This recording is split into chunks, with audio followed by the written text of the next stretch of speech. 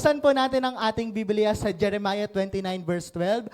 Ang sabi po diyan ay, "Then you will call upon me and come and pray to me, and I will listen to you." So, ang verse po ng Jeremiah 29:12, nagpapakita po na nakikinig at willing makinig po ang Lord sa atin when we pray. Tama po? And ito po ay pangako ng Panginoon sa atin. Ito po ay nag-a-assure sa atin na hindi po nasasayang yung mga panalangin natin. Amen? Kasi baka nagkakaroon po tayo ng mindset na parang di naman ako naririnig ng Panginoon eh. Nagsasayang lang ako ng laway. Nagsasayang lang ako ng oras ko pag ako nagde-devotion eh. Pero pinapakita po ng Panginoon sa atin, nire-reveal po ng Lord sa atin na siya po ay nakikinig. At nakita po natin yung sinabi ng Lord dito na, "I will listen to you." Tama po? At pero bago niya po sinabi yon, meron muna siyang sinabi nung una. Ang sabi niya po ay, "You will call upon me and come and pray to me." So in order makinig ang Panginoon sa atin, kailangan muna nating magsalita. Kailangan muna nating lumapit sa Panginoon. Amen? Ang Lord po, willing siyang mag-lend ng ear sa atin para makinig. Pero it is up to us kung magsasalita tayo, kung lalapit tayo sa Panginoon, kung mananalangin tayo. Amen? Palakpakan nga po natin ang Lord. Ayan. So, it takes willingness po makipag-usap sa Panginoon. Amen? Kasi willing na willing po ang Lord makinig sa atin. So, nasa atin po ang huling desisyon kung tayo po ay lalapit sa Kanya at manalangin. Ayan, so ang pag-uusapan nga po natin ay tungkol po sa pananalangin. At naniniwala po ako personally na ang Diyos po ay palaging may kasagutan sa ating mga panalangin. Tama po? Amen. Pero yung mga sagot na kayang ibigay ng Lord sa atin, minsan po hindi siya maganda sa pandinig natin. Minsan hindi po siya maganda sa paningin natin. Minsan po hindi yun nakaayon sa kung anong nakikita natin na gagawin ng Panginoon. Kasi po, when we pray, meron lang pong tatlong kasagutan ng Lord. Tama po? Ito ay wait, yes, or no. At yun po ang title natin. Is it a yes, a no, or wait? Discovering the different answers to our prayers. Amen. So, naniniwala po ako na ang Lord po ay matalinong Diyos. Tama po? Ang Diyos po ay nakakaintindi ng mga bagay-bagay kapag nananalangin tayo sa Kanya. At, ayun po. Ayan, so, kaya ko po ito yung tinapik natin for today kasi baka po nagkakaroon tayo ng stereotyping or mindset sa ating mga isipan na kapag sinabing answered prayers, mabubuting bagay lang. Baka pag sinabi natin, ay, na-answered prayer ako, pinagaling ako ng Panginoon, may promotion ng Lord, may ganitong binigay ang Lord. Tama po. Yun po ay biyaya ng Panginoon, yun po ay kasagutan ng Panginoon. Pero gusto pong sabihin ng Lord sa atin, hindi lamang po kumakahon sa mabubuting bagay ang pwedeng isagot ng Panginoon sa atin. Amen? Kasi meron pong kasagutan ang Lord na no at wait sa atin. Hindi po everyday okay ang Panginoon. Hindi po sa bawat panalangin natin, yes ang pwedeng isagot ng Panginoon. Pwede po siyang magsabi ng no or wait. Kasi alam po ng Lord ang lahat ng bagay. Amen. Baka po kasi na-disregard natin yung mga kasagutang no. Kaya yun po ang gustong ituro ng Panginoon sa atin. Ayan, meron po tayong tatlong pointers dito. Ito po ay sa yes, sa no, or sa wait. At ang pang-una po nating pag-uusapan ay when it comes to yes. Ang sabi po sa Marcos 11:24, "Kaya tandaan ninyo, anuman ang hilingin ninyo sa Diyos sa panalangin, manampalataya kayong natanggap na ninyo ito at matatanggap na nga po ninyo ito. Matatanggap na nga ninyo." Amen. So naniniwala po ako. Sino po dito ang gusto ng answered prayers na yes? Sa taas ang kamay. Amen. Wala naman pong taong aayaw sa yes na prayer sa yes na answered prayer no, dahil tayo po ay sabik sa yes. At pero makikita po natin sa verse na ito, meron pong prosesong pinagdadaanan ng ating mga panalangin. Amen? Meron pong tatlong proseso akong nakita. Ito po ay, una, manalangin or ask. Mananalangin muna tayo. Pangalawa, pananampalatayanan natin or we will believe. At ang pangatlo po ay tumanggap or receive. Pero naniniwala po ako sa tatlong prosesong yan. Yung pangalawa, yung mahalaga, yung pananampalataya. Amen? At bakit po? Kasi when we pray, nananampalataya na po tayo sa Panginoon nun. Kapag po tayo nagpe-pray, ibig sabihin nun, sinasabi mo na, Lord, hindi ko kayang gawin to, aatras ako dito, Lord, ikaw ang uunahin ko. Tama po? When we pray, it is a manifestation of our faith. kapag po tayo nananalangin, ibig sabihin, isinasantabi mo yung sarili mong karunungan, isinasantabi mo yung kaya mong gawin, at nananampalataya ka sa kung anong kayang gawin ng Panginoon. Amen po? Amen. At, nakalimutan ko yung circle. Yan po ang pinakamahalaga, yung pananampalataya. At alam nyo po, ang pananampalataya ay, ito po ay palaging sinasabi ni Pastor, ang pananampalataya ay katiyakan ng mga bagay na hindi pa nating nakikita. Kumbaga, sa example ay, wala pa akong kotse, pero dinideklara ko na may kotse na ako. Ganun po ang pananampalataya. At alam niyo po, hindi ko po makakalimutan yung testimony ni Ate Jelani. Ayun po si Ate Jelani, nasa likod po siya. Alam niyo po, meron po siyang isang kwento na nawala ng laman yung bigasan nila. Walang laman as in said na said. Ang ginawa ni Ate Jelani, hindi siya pumayag kasi baka gutom sila. Ang ginawa niya, Lord, pupunuin mo ang bigasan ko, pag-aapawin mo ang bigasan ko. Hindi po siya tumigil hanggat hindi po sumasagot ang Panginoon. Alam niyo po, nung tanghali, may kumatok sa bahay nila. Tao po, hindi po ganon. Hindi po ganon na. Basta may kumatok daw po sa bahay nila. Tapos, may dalang 5 kilong bigas. Tama po ba, Tijelani? 5 kilong bigas. Pero, ang prayer ni Tijelani, mapuno, pag-apawin mo ang aking bigasan, Panginoon. Pagsalin kay bigas sa lagayan, hindi na puno. Hindi tumigil si Tijelani, pray pa rin siya, Lord, pag-aapawin mo yung bigasan ko, Panginoon. Dumating ang hapon, may kumatok ulit. May kumatok na naman. Thank you, Lord. At doon po nangyari, yung pinapanalangin ni Tijelani, alam niyo po ang nangyari? May dumating pong tao at meron pong daladalang bigas. Alam niyo po ang nangyari? Pagsalin kay bigas, may sobra pa sa may sobra pa, umapaw talaga. Ganun po ang kayang gawin ng Lord when we have faith sa ating mga pananalangin. Amen? Kaya sabihin nga po natin, mananalangin ako ng may pananampalataya. Amen. At ang sabi po sa Hebrews chapter 11 verse 6, it is impossible to please God without faith. So kung gusto nating ma-please ang Lord when we pray, kailangan po nating manampalataya unang-una sa kung anong kayang gawin ng Panginoon. Amen? At mahalaga po ang pananampalataya sa panalangin. Naniniwala po ba kayo dyan? Amen. Ito po ay kumukompleto dun sa ingredients ng prayer. Wow, ingredients talaga no? Ayan, so at naniniwala po ako kapag yes po ang answer ng Panginoon, yun po ay nasa plano ng Panginoon. Ibig sabihin kapag nag-yes ang Panginoon, yun ay para sa ikabubuti. Tama po? Kumbaga sa kumpanya, kapag may proposal ang empleyado, nasa boss ang huling say kung aaprubahan or hindi. Tama po? Amen. Kaya sa bawat yes na answer sa ating mga panalangin, kailangan po nating i-acknowledge na yun ay plano ng Panginoon at yun ay para sa ikabubuti natin. Amen? Kaya, pero ito po ang catch doon ha, baka po kasi meron tayong naiisip na kapag yes, deserve natin, hindi po natin deserve yun. Tama po? Kapag may yes po sa ating panalangin, hindi ibig sabihin nun, deserve mo yung bagay na yon. Ibig sabihin lang nun, yun ay nasa biyaya ng Panginoon. Amen. Lahat po ng yes sa ating panalangin ay biyaya ng Panginoon. Lahat po ng natatanggap natin, lahat ng nahahawakan natin, yun po ay sa biyaya ng Panginoon. Amen? Amen. At, pangalawang pointer naman po, tayo po ay nasa no. Ayan. Kapag sinabi pong answered prayers, hindi po ibig sabihin ito, lagi siyang aayon sa kung anong naiisip mo. Kapag sinabi pong answered prayers, it doesn't always go according to your plan. Amen. May mga kasagutan po kasi na maaaring hindi maganda sa pandinig natin or maaaring hindi maganda sa kung ano yung nafe-feel natin. At yan po ay pinapakita po yan sa Proverbs 19:21. Ang sabi po dyan ay, many are the plans in person's heart, but it is the Lord's purpose that prevails. Alam niyo po kung bakit may mga no minsan sa ating panalangin? Kasi baka akala natin tama yung pinapanalangin natin. Pero kasi magkaiba po kasi ang pamantayan ng Lord, magkaibang pamantayan ng Lord sa pamantayan natin. Amen? Baka akala natin maganda sa paningin natin pero hindi pala yun ang plano ng Panginoon.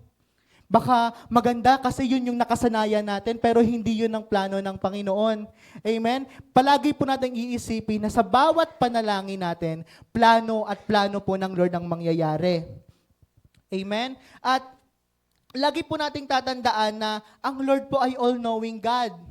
Pag sinabi pong all-knowing God, lahat ng bagay alam ng Panginoon. Lahat ng bagay dati, lahat ng bagay ngayon, at lahat ng bagay na mangyayari sa hinaharap. Amen? At, ayun. Kaya may mga pagkakataon po na nawang kasagutan ng Panginoon sa atin. Pero hindi po ibig sabihin nun masama at madamot ang Diyos. Tama po? Amen? Hindi po ibig sabihin nag-no ang Diyos sa ating panalangin. Hindi po ibig sabihin nun masama or walang kayang gawin ng Panginoon. Amen? Pinapakita lamang po noon sa mga no sa ating mga panalangin. It only strengthens the identity of the Lord. Kasi ibig sabihin nun, hindi iyon para sa iyo, kaya nag-no ang Panginoon. At alam niyo po ba, na kapag may no sa ating panalangin, pinoprotektahan lamang po tayo ng Panginoon. Ayan, basahin nga po natin. 1, 2, 3, go. If the answer is no, it is a protection. Amen? Kasi hindi po sa lahat ng pagkakataon, tama ang ating iniisip. Tama ang nasa prayer natin. Sabihin na natin na yun ang kagustuhan natin, pero hindi po sa lahat ng pagkakataon, tama yung gusto natin. Kaya pinoprotektahan tayo ng Lord kapag nagsasabi siya ng no sa ating panalangin. Amen? Kasi ang pamantayan po natin minsan distorted na or iba na dun sa pamantayan ng Panginoon. Amen? At ito po ay nagpapatunay lamang dahil sinabi po sa Psalm chapter 121 verse 7 to 8, iingatan ka ng Panginoon sa anumang kapahamakan, pati ang buhay mo'y kanyang iingatan. Ang Panginoon ang mag-iingat sa iyo nasaan ka man, ngayon at kailanman. Amen? So God wants to protect us kapag nag-no siya sa ating panalangin. Alam niyo po kung bakit? Kasi baka yung prayer mo meron palang unnecessary pain na pwedeng mangyari sa hinaharap. So ayaw ng Panginoon yun. Ayaw ng Ama na masaktan ng kanyang anak. Tama po? Amen. So dito po, ito po ay natutunan ko lamang nung ako po ay hindi nakapasa sa Indang, sa Kabso Indang. Alam niyo po, prayer ko po talaga, Lord, lagi ko na nga po sinasabi kay mama yan anong gagawin mo, mama, kapag nasa Indang na ako? Sabi niya, wala, nakandito lang ako sa bahay, baka iniisip lang kita, ganyan. Tapos, alam niyo po, yun po yung desire ng heart ko na makapag-aral doon kasi yun po yung mismong, yung main ng lahat ng Kabso. At ayun po, yun po yung naging prayer ko, Lord, talagang papasukin mo ko sa Indang, Lord, ha, kasi andun yung yung kagustuhan ko, yung desire ko na mag-aral nandoon. Alam niyo po, hanggang sa dumating yung result, hindi po ako nakapasa.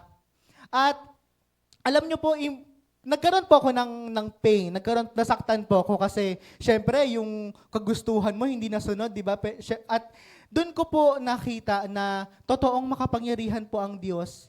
Amen. Alam niyo po, sinabi ng Lord sa akin nung nag-no siya, anak, kasi kapag nandun ka, wala kang mapupuntahang simbahan.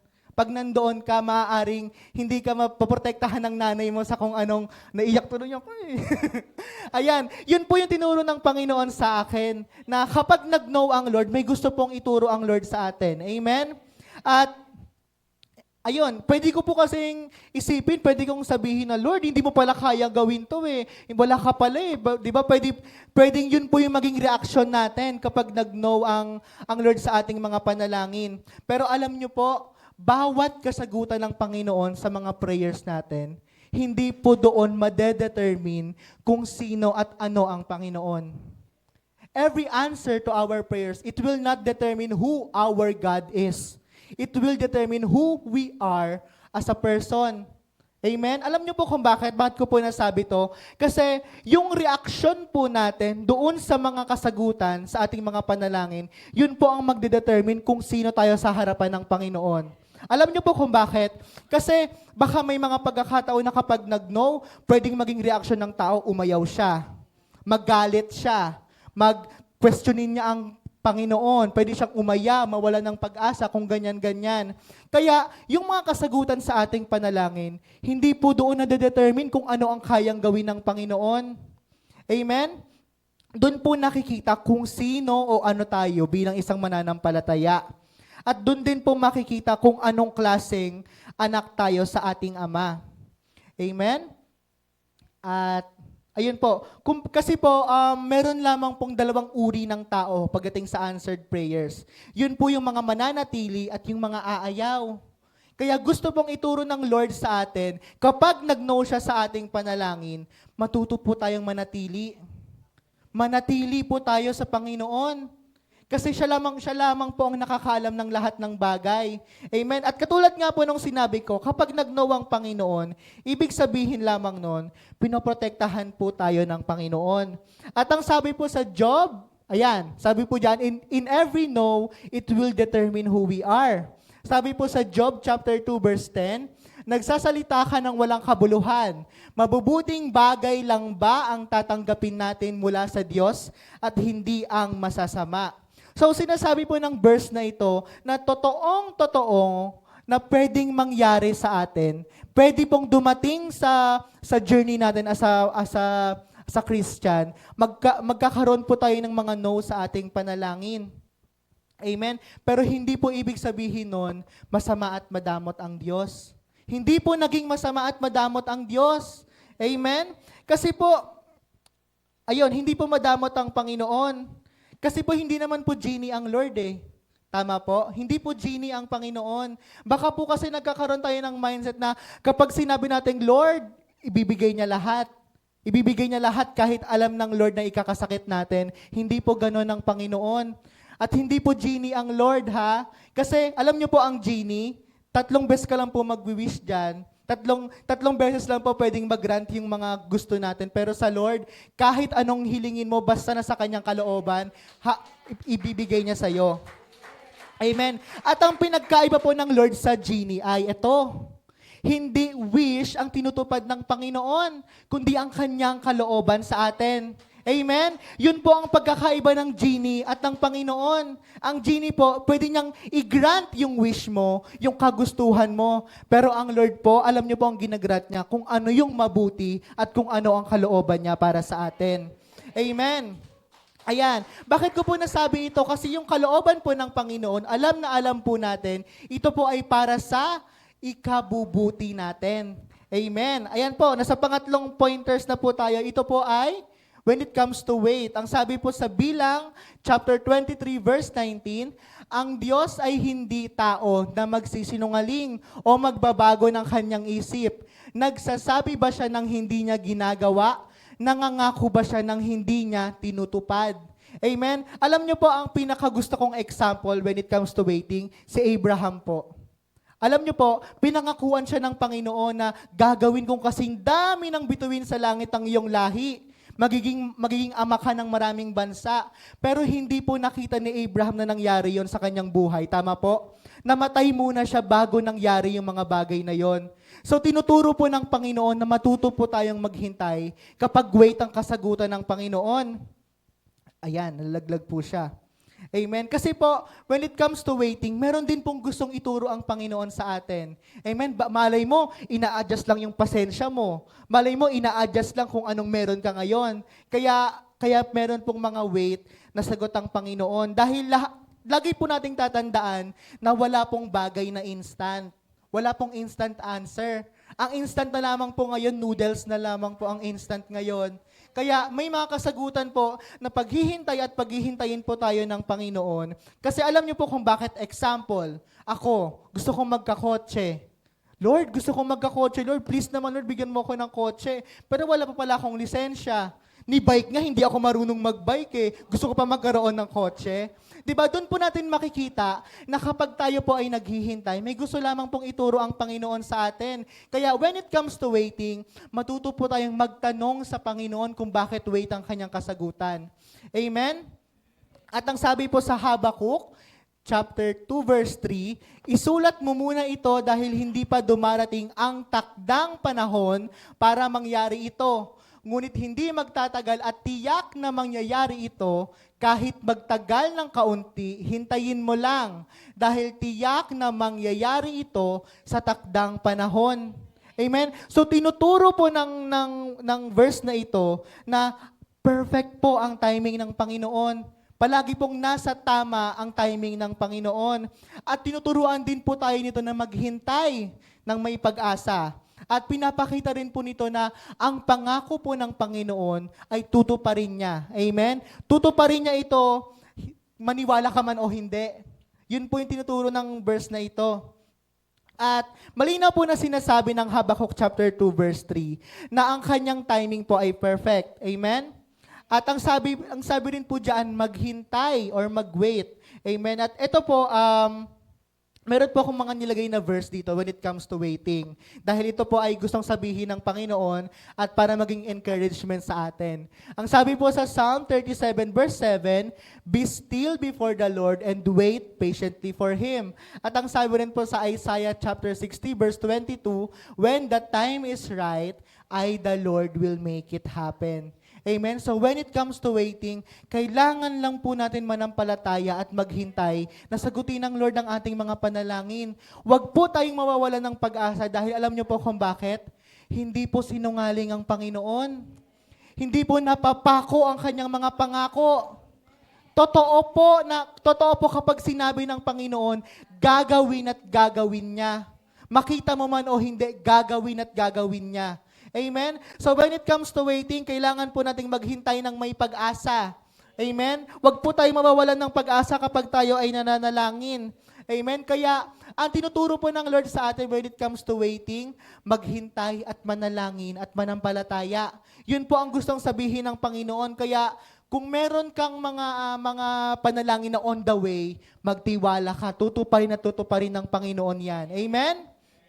Amen. Ayan. At alam nyo po parang alam nyo. Ito po, ayan, hindi po natutulog ang Diyos. Amen? Hindi natutulog ang Diyos, buhay siya at nakakaalam ng lahat ng bagay. Di ba, kanino bang kanta yun? Yung kay Gary V, natutulog ba? Ang taas nun eh. Ang taas, hindi ko pa abot yon. So to answer that question, hindi po natutulog ang Panginoon. Alam niya po ang lahat ng bagay at alam niya kung kailan at saan tutuparin ang kanyang mga pangako. Amen? Amen. Ayan, matatapos na po tayo kasi saglit lang po tayo para makapaglaan po tayo ng oras para sa ating panalangin. Ayan, ito po ay napakinggan ko kay Pastor Bong Saking. Ito po ang sinabi niya. Ayan, if the request is wrong, God will say no. If the timing is wrong, God will say slow. But if the request and timing is right, God will say go. Ayan, so pinapakita lamang po ng Panginoon na kailangan nating magtiwala sa kung anong kaya niyang gawin pagdating sa ating mga panalangin. Amen? Kaya kung tama ang panalangin mo, tutuparin ng Panginoon yan. Kung para sa ikabubuti mo, bakit hindi? Di ba?